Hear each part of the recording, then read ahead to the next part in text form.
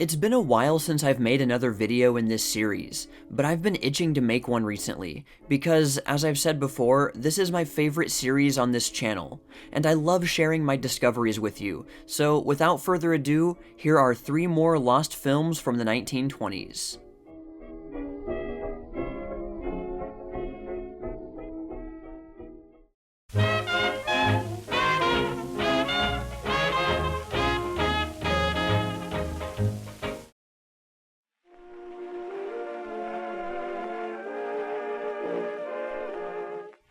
The first movie I want to talk about is Human Wreckage from 1923.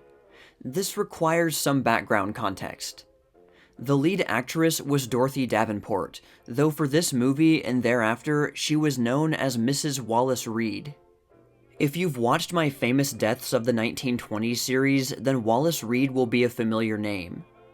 He had been a big heartthrob on movie screens in the late 1910s and early 1920s, but he died tragically on January 18, 1923 at the young age of 31. His health had rapidly declined in the previous years due to a morphine addiction that he had developed after an onset injury in 1919. The circumstances of his death were linked with accusations against Hollywood that it was an immoral and vice-ridden place in need of reform. But Reed wasn't vilified as a junkie, but was mostly seen as an unfortunate victim of addiction. What went largely unreported was that he was pushed to finish filming on movies despite his addiction being known on set, and he was given morphine in order to get it done, thus enabling and worsening his addiction. After Reed's death, his wife, Dorothy, became an outspoken anti-narcotics advocate. Human Wreckage was the product of all of this.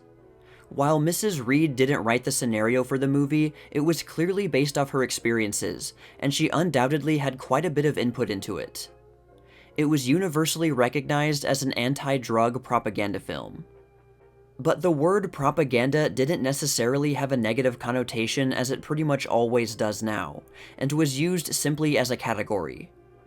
Of course, some people did have a low opinion of that category of films, but overall, Human Wreckage seemed to have a fairly positive response. It was released in June 1923, only about 5 months after Wally Reed's death. The movie was hyped up quite a bit before its release, especially because of the topic of drugs. Hollywood had just entered its self-censorship phase after a few high-profile controversies.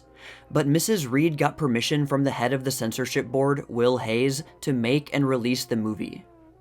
Under the new rules, drug references were generally prohibited, but Hayes made the exception because the movie had such a strong anti-drug message that he probably figured it would help in the fight to improve Hollywood's reputation. However, in 1924, the year after its American release, it was banned by the British Board of Censors. I was able to find one especially good summary of the plot from the Moving Picture World, so I'll read that one out with some extra details added by me. Jimmy Brown, a heroin addict, robs a pawn shop and is arrested. His friend, Mary Finnegan, goes to Mrs. Ethel McFarland, played by Mrs. Wallace Reed, who interests her husband, Alan, a celebrated lawyer, played by James Kirkwood, who has Jimmy freed and sent to a cure. Alan McFarland, suffering from overwork, is persuaded by Dr. Hillman to resort to a narcotic, morphine, which gradually gets such a hold on him he cannot shake it off. He even defends Stone, the head of the narcotics ring, in court and has him acquitted.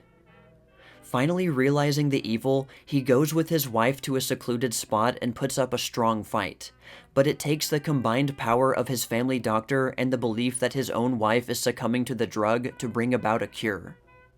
Then commences a crusade against the evil, with McFarland heading it. Stone attempts to get away, but meets death when Jimmy drives his taxicab into a locomotive. A lot of reviewers praised Bessie Love's supporting role as a young drug-addicted mother who inadvertently causes her nursing child to become dependent on drugs too. You might be thinking where her character was mentioned in the plot summary. Well, she wasn't. The story with Mr. McFarland was apparently only the main plot, but there were many other subplots, though I couldn't find out how this subplot or any of the others were related to the main characters. They were probably not related at all, since many of the reviews hint at the movie having various other sketches of the lives of people negatively affected by drugs, and these sketches may not have had any connection at all aside from the theme of addiction, probably showing all the various ways or reasons people can become addicted. The movie also compared drug addiction to hyenas, labeling hyenas as the ugliest animals, and implying that drug addiction is the ugliest of afflictions. There was also an overexposure of a hyena to drive this symbolism home, though some people thought this particular part was a bit overdone. As I mentioned before, the reviews that I found seemed to be fairly positive. The exhibitor's trade review gave it high praise when it said, "If Human Wreckage is not an entertaining picture, certainly it is the greatest of the so-called propaganda films ever produced." Motion Picture News wrote of the movie, "We've had pictures based upon drug addicts and the traffic in the stuff before, but Human Wreckage comes closer to the truth than any of them. No effort has been made here to color a story with sweetness and light. On the contrary, Mrs. Wallace Reed has employed the screen for the purpose of enlightening the world upon one of the greatest evils of human existence." Among the detractors, there were usually two main criticisms. One was that it was bleak and depressing pretty much the entire movie. Unlike many other dramas, there was absolutely no comic relief whatsoever, just sketches of the sad lives of drug addicts. The people who thought this wanted to be entertained, which is what they expected from movies, and that's not what they got. Another criticism was that the movie showcased something inappropriate that the public shouldn't be exposed to. The movie magazine Screenland took offense at the film's clear but indirect connection to Wallace Reed when it wrote, "It is a debatable point whether or not Human Wreckage, Mrs. Wally Reed's celluloid attack upon the dope traffic, is a good thing for picturedom. To us, the effect is gruesome. We dislike to have the likable, happy-go-lucky Wally's name linked so grimly in the public's mind to the weakness that killed him. And again, we look upon the theater as a place of entertainment rather than of propaganda." And Variety, which time and time again in this series seems to say mostly negative things, found innumerable problems with Human Wreckage. But perhaps its strangest take was this: "When will the producers of dope pictures have the courage to show the cause to at least 3/4 of its devotees is due to prohibition? There have been dope pictures in plenty. The youngest patron is conversant with the dangers. Now is the opportune moment for pictures to show how narcotics have been substituted for the innocent glass of real beer." While there may be a discussion point in there, in the case of this specific movie, the plot was clearly based on Mrs. Reed's personal experiences, which had nothing to do with alcohol or prohibition, so I feel like it misses the point in that way. Both positive and negative reviewers believed it would perform well at the box office. I couldn't find any statistic for how much it grossed, but it was labeled a successful hit, though not apparently in the top 10 highest-grossing movies of that year. Some might find the advertising for the movie to be a bit distasteful now. It really emphasized Mrs. Wallace Reed in huge capital letters, and because the subject matter was closely related to the tragic death of a beloved movie star, you could argue that despite its well-intentioned message, it comes off as a bit exploitative. While the images that many found to be horrifying and gruesome in Human Wreckage probably wouldn't compare too well with later gritty movies, it might be a fascinating peek into the development of such realism in film. Many reviewers specifically said that it wasn't very sensationalistic, and partly due to that, from everything I've read about, it probably would have been a highlight of the so-called propaganda films. There were comments implying that it was a sort of gold standard for that genre. Due to censorship, there were very few films from this time that had direct drug references, no less an entire movie revolving around drugs. So in that way, Human Wreckage is pretty unique. But as I've said many times before, because it's a lost film, we'll probably never find out for ourselves. And to top it all off, it is probably one of the most well-known movies from the Film Booking Offices of America, known by its acronym FBO. Its film catalog had mostly B-movies few people have probably heard of, so it's especially a shame that one of its highest quality movies is gone forever. To round off this segment, I'll quickly mention a statement in one review that is painfully ironic considering that Human Wreckage is now a lost film. It said, "Undoubtedly, Human Wreckage will achieve its purpose. It will go ringing down the corridors of time as a monumental warning to generations of the future."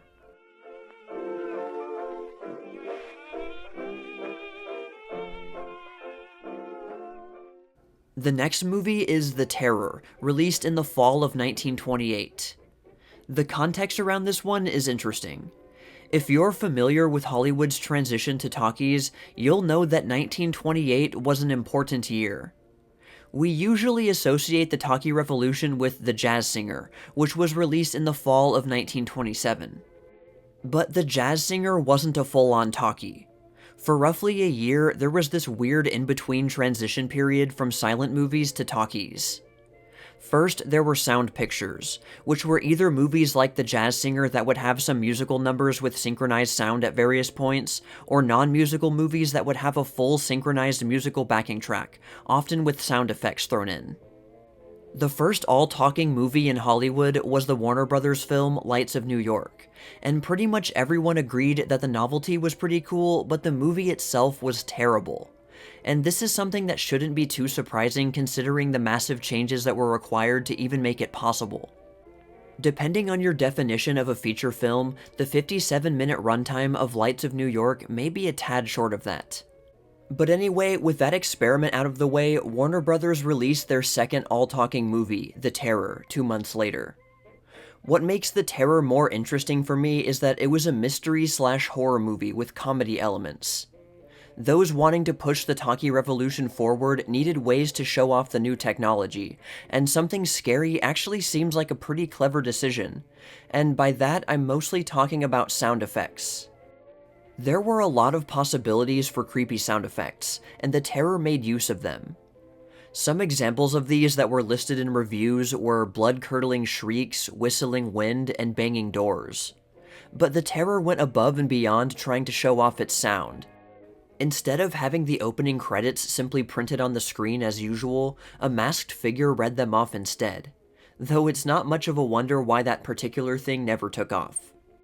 But I've been talking about the background for a long time, so what about the story? It concerns a cast of characters from different backgrounds, including a doctor and his daughter, a spiritualist, a Scotland Yard detective who is undercover as a tipsy golfer, and 2 men recently released from prison. They are all staying at an old inn in the English countryside when spooky things start to happen. They hear creepy organ music coming from somewhere, and they see a black hooded figure prowling around the old building. This mysterious figure is known as the Terror, and he doesn't just want to scare, he also wants to kill. At the end of the movie, he's captured just as he was trying to kill the doctor's daughter, and his true identity is revealed. And that's pretty much it. I won't reveal the Terror's identity because I don't actually know. It's understandable that the reviewers didn't want to give away the climactic reveal, but it makes it very frustrating for me. The story was based on a play, so I guess you could find out who it is if you can find the script, but for the life of me, I couldn't find it anywhere online. Because of its unique place in this important transition period, people had a lot of opinions about the Terror. They were very aware that they were witnessing a massive shakeup that would greatly affect their culture. From what I found, the consensus seemed to be that it was pretty good, or at the very least, much better than The Lights of New York.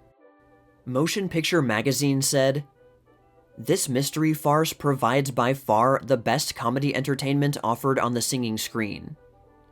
An 18-year-old critic for the magazine The Film Spectator wrote, "Warner Brothers is making no attempt to rest on its laurels.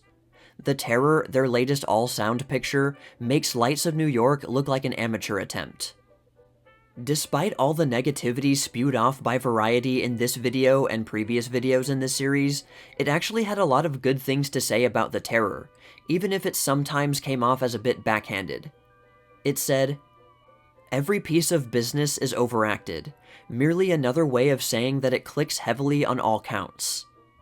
This is a mystery thriller on a par with anything of the kind ever produced, but far more effective than any silent picture owing to the sound. The Film Daily called it the best of talking pictures so far made. Of course, that comes with the caveat that there hadn't been many talkies made by that point. The reviews were not entirely positive, but nearly all recognized The Terror as an important step in the massive transition to talkies, regardless of its quality. Many commented that the silent version was far, far less effective, and would probably rate as an average to below average movie without sound. Among the criticisms was that the pacing was too slow. A writer for Picture Play magazine said, "The Terror is much too slow to realize its ultimate chills and thrills. This is because the exigencies of the recording process demand that dialogue be carried on while the players remain stationary. Consequently, there are long sequences that resemble a stage play more than a movie. Thus, the story is slow-moving and, to me at least, tiresome." The Film Spectator blamed this on the novelty aspect of the movie when it wrote, "The characters talk with unnatural slowness, which makes the story drag." The Film Daily agreed, writing, "The dialogue slows up the action and results in a picture which has some noticeably prominent slack spots. What you really have is not a motion picture as pictures are known, but a stage play on the screen, with shadow players instead of the real thing. It's not surprising that The Terror wasn't a perfect movie. It was inevitable that there would be technical issues, some of which were things that might not have been anticipated at first." For example, a writer for the Film Spectator in an editorial article about the ongoing transition to sound wrote that, "In The Terror, people stand in the middle of a room and talk. We hear every word distinctly. They run up a stairway that is devoid of carpet, and we do not hear it. He advances a few feet and whispers, and we hear the whisper. Such things as these are among the problems that must be solved quickly, for they are too obvious to escape the alert mind of the public." Another problem was something that couldn't be helped: an immovable camera. One of the biggest problems with early talkies was that cameras had to be much more stationary than before due to the new sound equipment, but nobody held this against The Terror specifically. And then there was the problem of how to use actors in a new way to fit talkies. You've probably all heard about how some actors' voices weren't good enough and it ruined their careers, but there were other problems as well.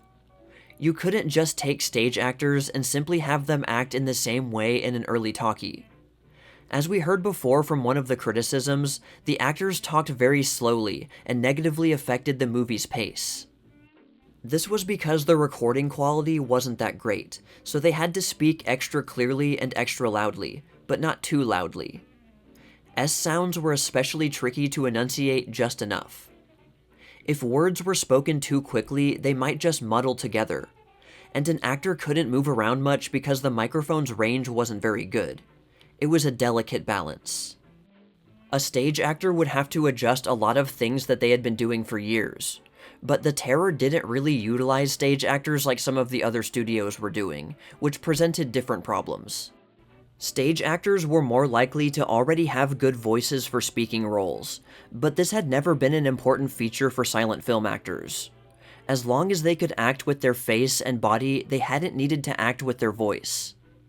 One of the actresses in The Terror, Mae McAvoy, had experienced this firsthand. Some reviewers commented that her voice had not been satisfactory in a previous part talkie she had been in, but had improved a lot in The Terror, so at least she was lucky in that regard. But just imagine how difficult it was to simultaneously have to quickly learn how to act with your voice while having to speak in a strange new way to match the new technology, knowing that everyone at that time would scrutinize every aspect of your vocal performance. Because of its important place in the history of Hollywood, The Terror has jumped high up on my list of lost 1920s films that I want to see. While there are enough surviving talkies from this period to see the transition, The Terror is an important missing piece. You might even call it a turning point in this period of growing pains. And I just want to throw it out there that the soundtrack discs have apparently survived and are in the UCLA archive. Because The Terror was a Vitaphone movie, the sound was recorded onto discs that would be played simultaneously with the film. So I guess it's a lost film with an asterisk, but it's a silver lining of sorts. This seems like a pretty common thing that only the discs survived from early Vitaphone talkies from what I saw online, but it doesn't seem like there are digitized versions for us to listen to. But anyway, that was The Terror, and I'd say it's one of the biggest gems I've found out about so far.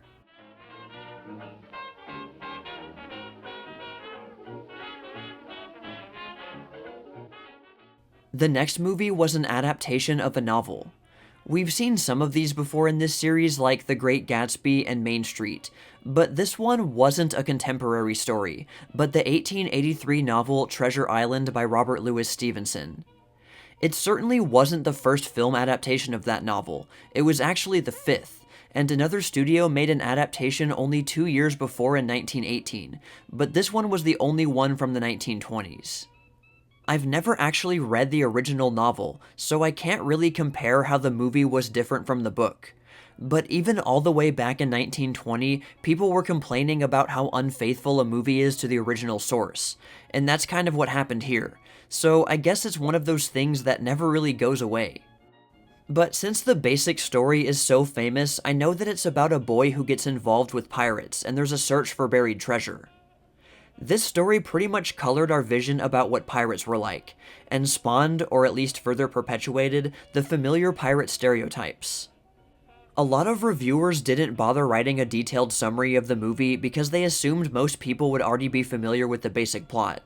But fortunately, I found a pretty good summary of the story in the Exhibitor's Herald, so I think it'll be easier if I just read it out verbatim. So here it goes.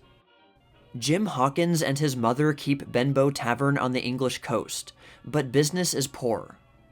It is patronized by seafaring men, and one day is visited by Captain Bill Bones. It is whispered about that he is an ex-pirate. Soon afterward, Black Dog, a ferocious-looking sailor, appears, and after a wordy battle, Bill Bones drives him away. Later he returns and kills the captain. Jim searches the captain's chest and finds the chart of a buried treasure. The tavern is ransacked by the seamen, but Jim and his mother escape. The village squire and doctor fit out a ship to hunt the treasure. Jim is forbidden to go, but stows away in the vessel and overhears Mary, Morgan, and others of the rough crew planning to mutiny. The squire is told and the mutineers are overpowered and set ashore. They kidnap Jim, but he escapes. A battle takes place on the island, and the squire and his party win out. Jim discovers the treasure, and after killing off most of the crew, they sail for home. For those who have read the book, you can chime in the comments about what the differences are. One of the reviews I found specifically listed one of them. So in the book, Jim Hawkins, the main boy character, was apparently invited to join the group of pirates. But in this movie, as the summary said, he was a stowaway on their ship. So how did Treasure Island fare with the critics? As I said before, there were quite a few comments about how the movie differed drastically from the book, which was pretty much inevitable. Among the reviewers, it seemed like a split right down the middle about whether the director, Maurice Tourneur, had made the right calls when diverging from the book. Some thought it was still pretty good despite not being accurate, and others thought it wasn't so great as a result of not being accurate. Photoplay magazine said, "It might be said that he has been very free in his translation of Treasure Island from literature to the screen. It is Mr. Tourneur's version which suffers. He has juggled the plot and has introduced a great deal of action of his own, some of which is very ingenious. But in attempting to paint the lily, he has cheapened it by more than one tawdry stroke. Nevertheless, he has made a very entertaining story of a hunt for buried treasure." These reviews make up a fairly small sample size, but they seem relatively forgiving about not sticking too closely to the book, as long as they were entertained. A writer in Picture Play magazine defended these artistic licenses when they said, "That Tourneur saw fit to alter materially the plot in a few places has been objected to by some lovers of the book. Yet I have heard others, craftsmen in the writing game, who defended the changes, arguing that, for the purpose of making a play, Tourneur was justified in abandoning the random romance, and in changing it so as to heighten some of its dramatic moments." Just as in Human Wreckage, Variety seemed to have a valid criticism of Treasure Island, but then went off on a weird editorial tangent that just made me shake my head, so I have to share it. Maurice Tourneur is a Frenchman, and seems incapable of making the most of an Anglo-Saxon subject, and for a simple enough reason. Give equally able French and English writers the same melodramatic scenario for a novel. The Frenchman will work from cause to effect in the Balzac manner. The Englishman or American will gild the framework with sentiment and description. This is what Mr. Tourneur forgets. Given an English story for screening, and he strips it of sentiment and description. Of course, he doesn't put in the French psychology, the stepping from cause to effect, because that is too heavy for pictures. He takes merely the skeleton and throws in what seem to him good pictorial effects. The result is a decorated framework that never seems solid or convincing. Maybe it's just because I'm an American in the modern day, but I've often read things from back in the day that make out British and French people as being like practically different species. I just thought it was weird that the director was kind of being criticized for being French, and lacking the ability to carry out his duties effectively for that reason. I don't know. But moving on from that weird tangent, by far, Tourneur's most controversial decision was casting actress Shirley Mason as the lead boy character, Jim Hawkins. Nearly every reviewer had to give their opinion about it. The Exhibitor's Herald thought she was splendid in the role. Motion Picture News took a slightly negative, though sympathetic view when it wrote that Mason, try as she might, is unable to make the character convincing because of her sex. Photoplay magazine called her casting an inaccuracy in the translation, but it is one we do not mind. Heaven forbid a motion picture without a woman.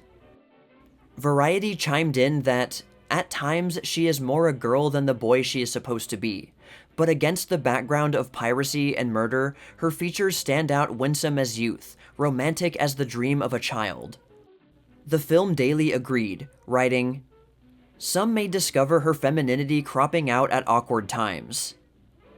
Motion Picture Magazine was a bit more peeved about the decision, and asked, "Why did Maurice Tourneur go to work and put a girl in the leading boy's part?" Anyway, compared with the other films featured in this series, reviews for Treasure Island were pretty vague. Most of the biggest complaints were things I covered before, like accuracy to the book and Shirley Mason as Jim Hawkins. There was also a little bit of criticism that the first part of the movie was a bit slow, though the later action balanced it out. Even reviewers who weren't big fans of the movie admitted that it would probably be at least somewhat of a hit at the box office, though I couldn't find any good statistics about its performance. Among the praises for the film were that it was action-packed, and the characters were very lively and memorable. And an interesting note about two of the side characters is that Lon Chaney played a double role of Blind Pew and Mary. One review described the movie as something that would be nostalgic for men who had read the book in their youth, and an exciting adventure for young boys of the new generation. So overall, Treasure Island seems like it was a pretty solid movie if you like action and adventure sort of stories. Nothing that would blow your mind, but something that would provide an hour or two of escapism.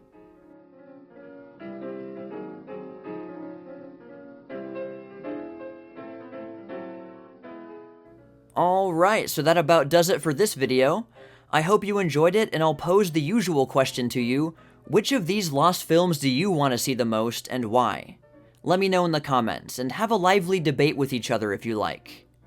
Well, that's all for now, all you sheiks and gals out there, but stay tuned for more tales from the Jazz Age.